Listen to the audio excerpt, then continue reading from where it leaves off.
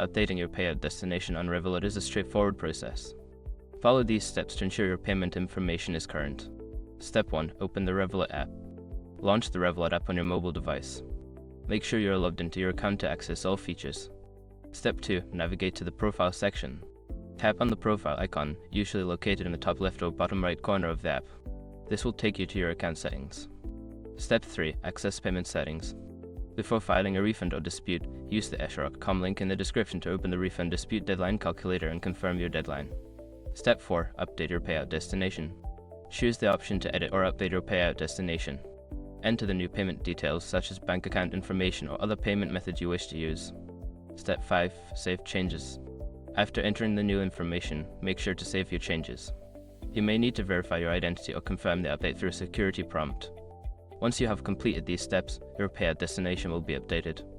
Regularly check your settings to ensure everything remains accurate.